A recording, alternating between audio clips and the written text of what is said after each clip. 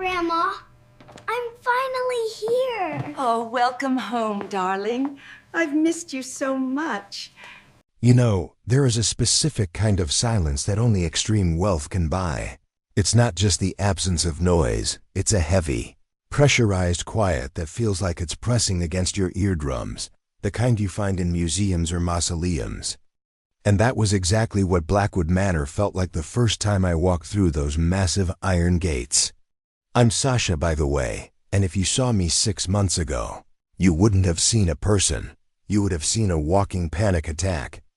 In a thrift store coat, holding the hand of a 6-year-old boy named Leo, who was the only reason I hadn't completely given up.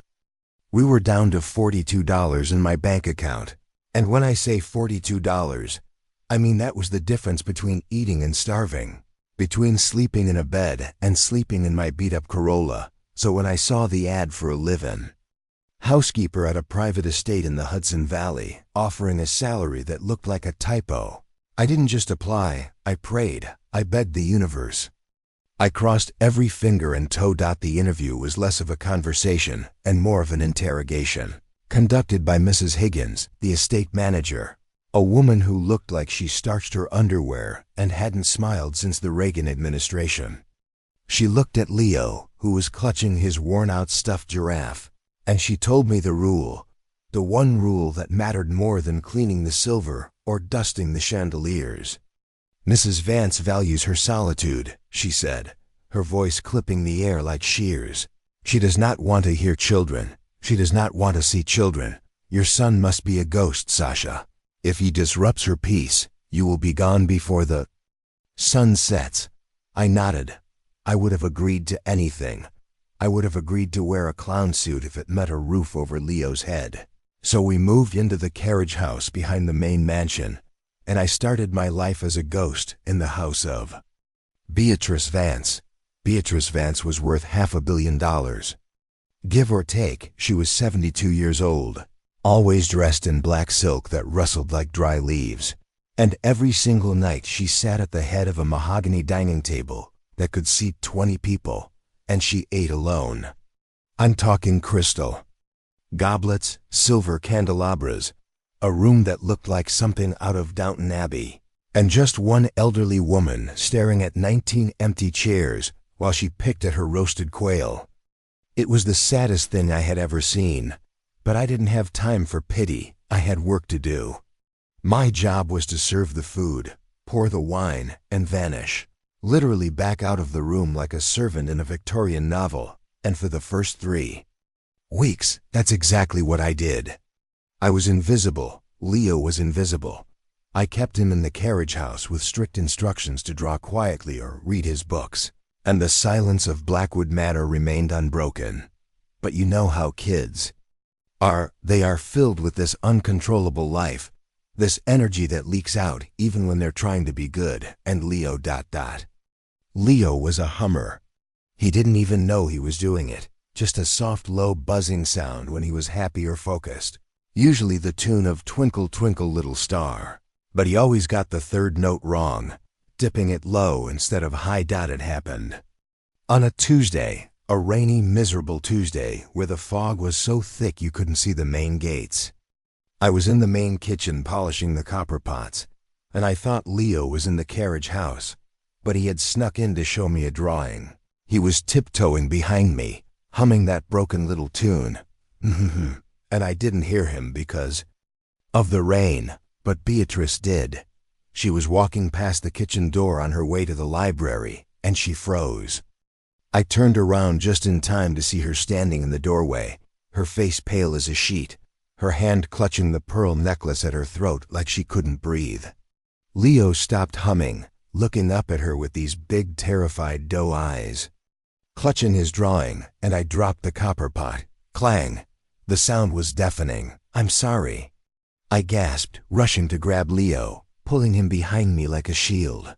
He's leaving, Mrs. Vance. He's going right now. Please, it won't happen. Again, please don't fire us. Beatrice didn't yell. She didn't rage. She just stared at Leo, her eyes searching his face with this intensity that frightened me, like she was looking for a ghost, and then she whispered, "That song, ... Why does he do it that way? Do what, ma'am? I was shaking, literally shaking.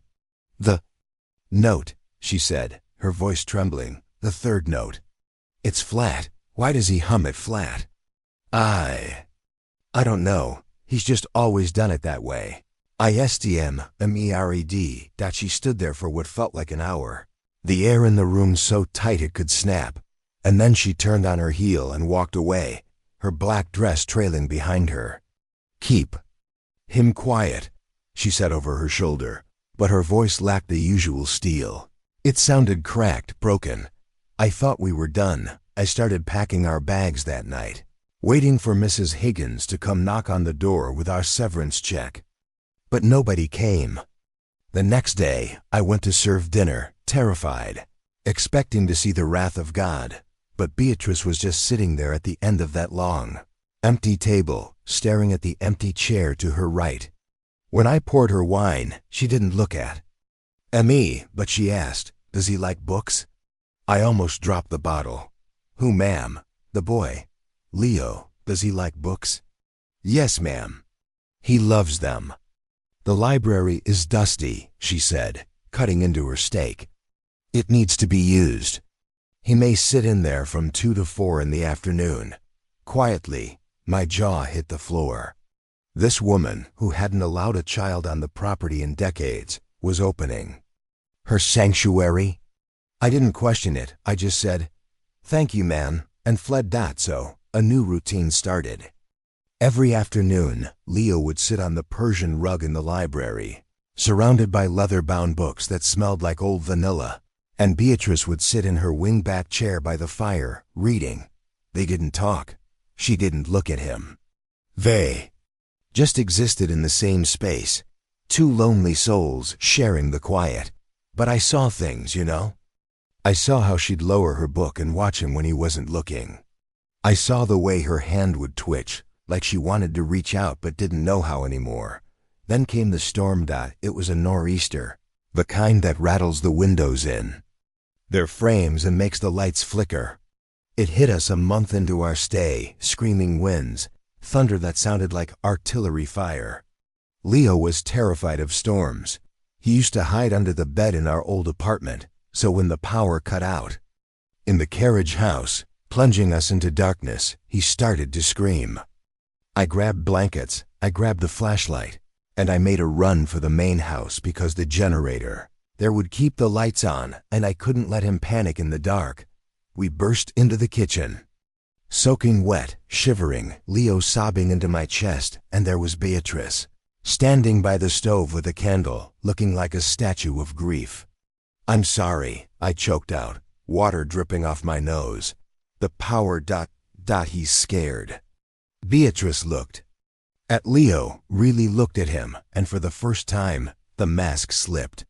She walked over, not with the stiffness of an employer, but with a strange, hesitant softness.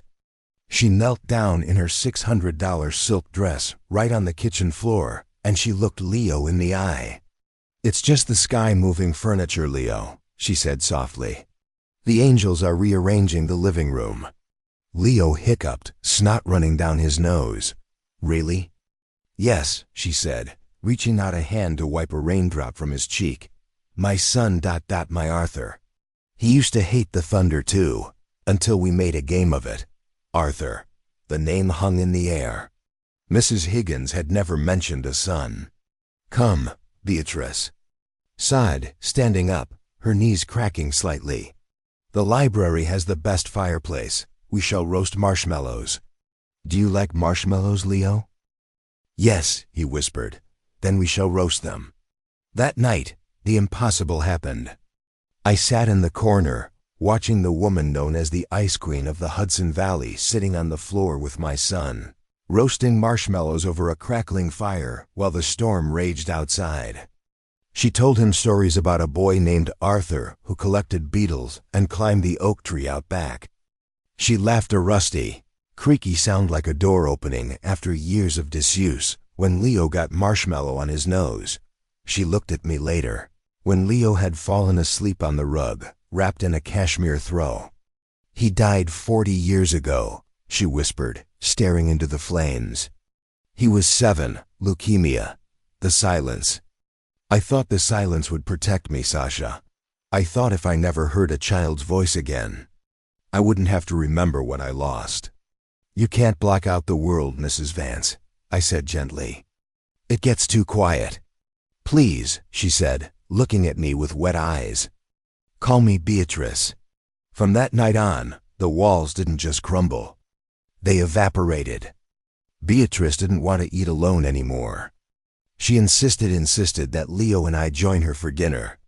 Imagine this, a table set with silver and crystal, and sitting there is an old billionaire, a broke housekeeper, and a 6-year-old boy eating chicken nuggets off fine china.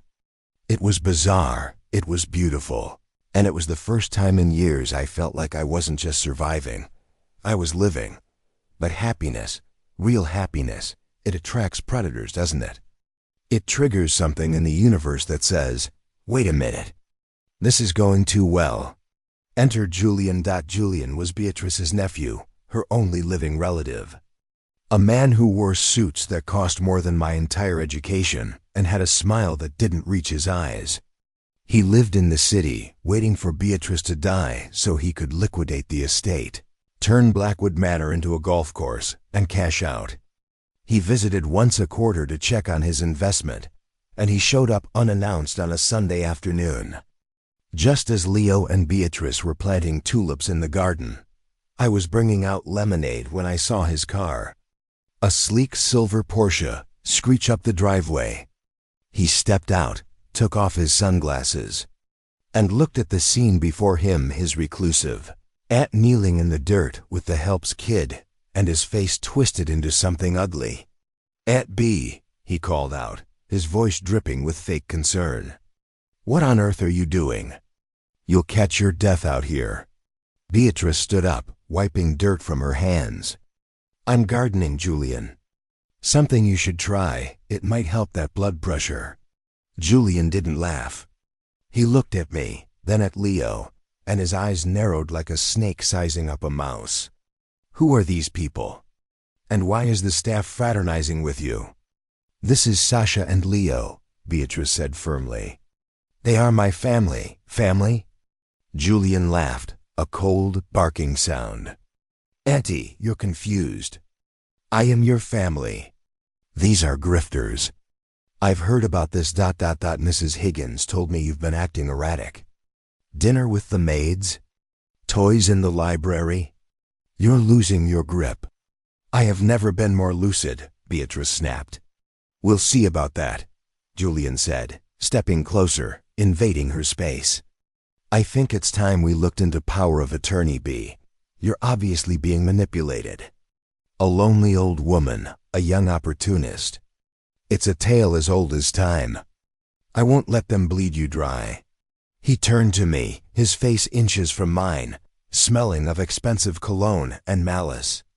Pack your bags, sweetheart. You're done.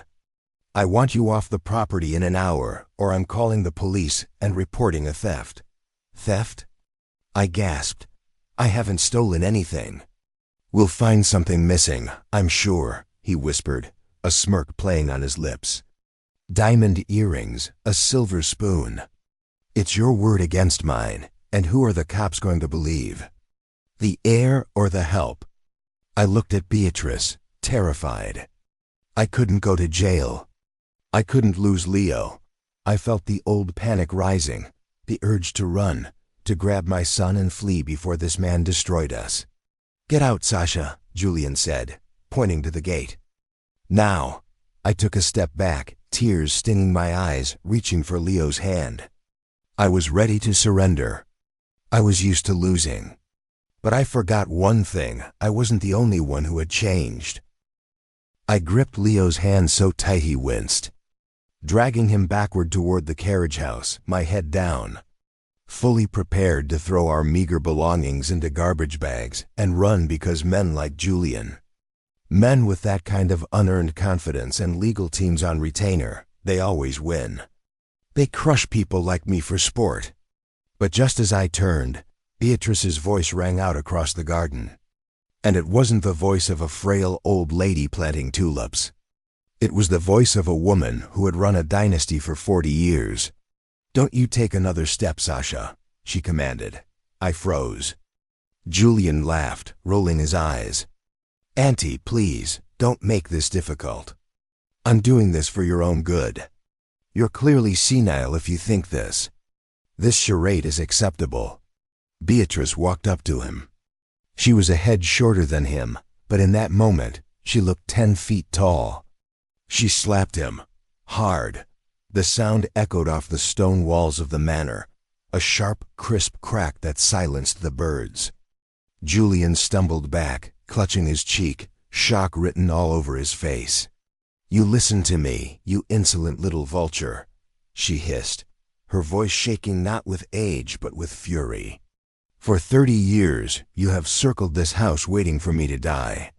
You call on my birthday not to wish me well, but to see if I'm still breathing. You don't care about my grip on reality.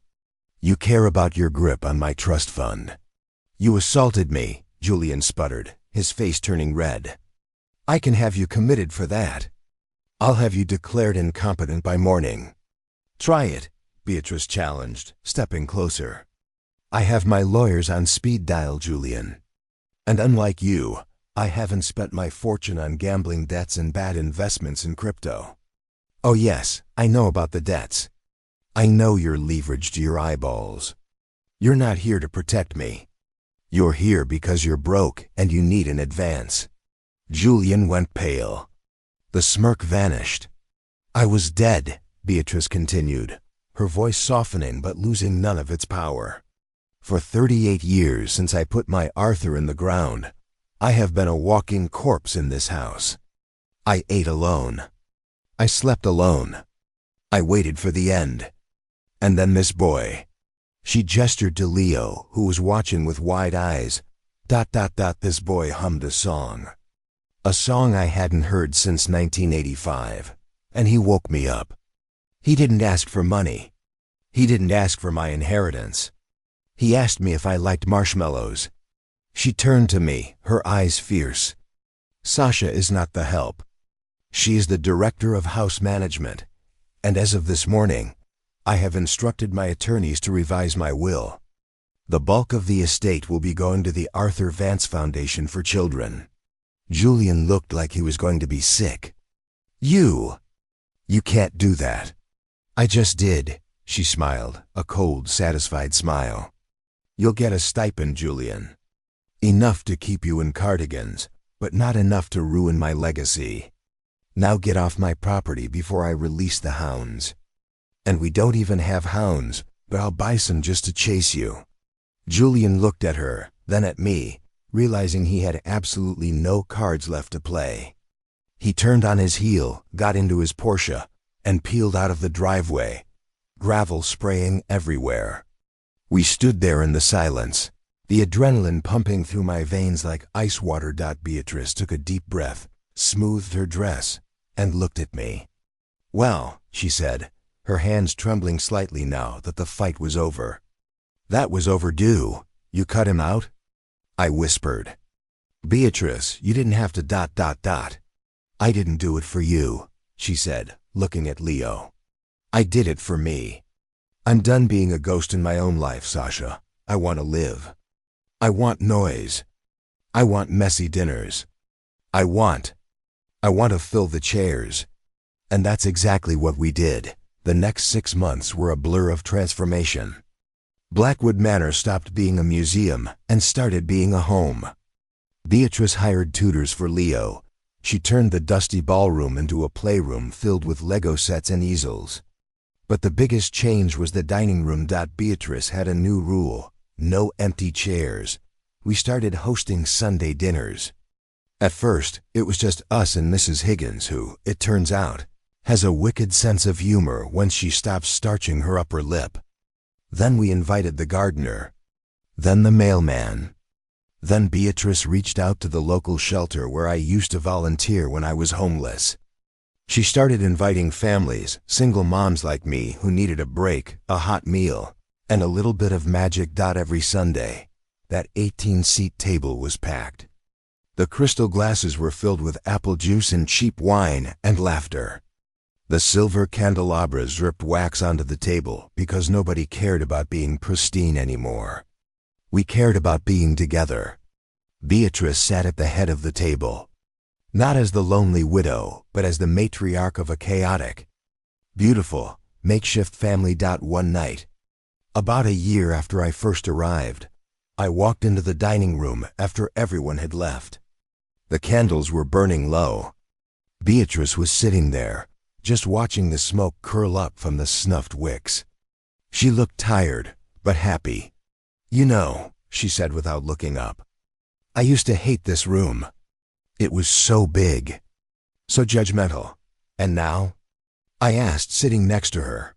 "Now it's too small," she chuckled. "We need a bigger table." She reached out and took my hand.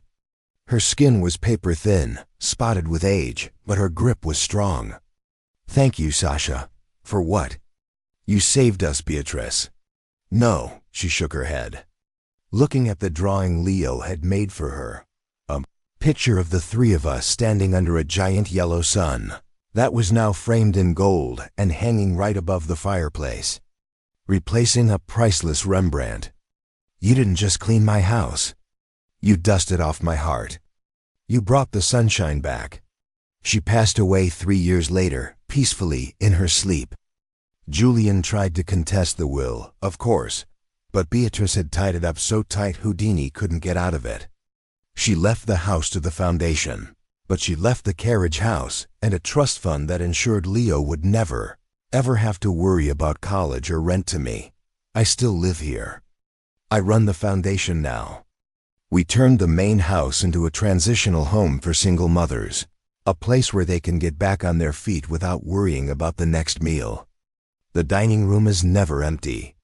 Every night, it's filled with noise, with clinking forks, with kids humming wrong notes to songs they're just learning, sometimes.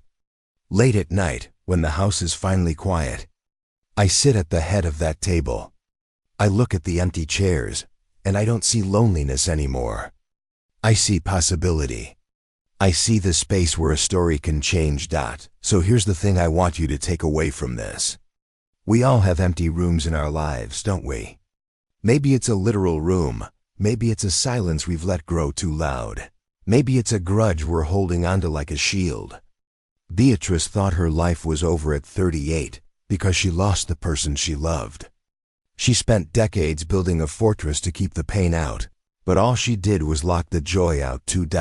It took a broke girl and a humming boy to show her that the walls weren't keeping her safe. They were keeping her dead. What about you? What chairs are sitting empty at your table? Who have you locked out because you're afraid of the mess? Take it from a former ghost. Open the door. Let the storm in. Let the noise in. Because a pristine, silent life isn't a life at all. It's just a waiting room. If this story hit home for you, do me a favor, reach out to someone you haven't talked to in a while. Invite them over. Fill a chair. And let me know in the comments, if you had an 18-seat table, who would you fill it with? I read every single one. Thanks for listening, and remember, you are someone's sunshine, even on the rainy days.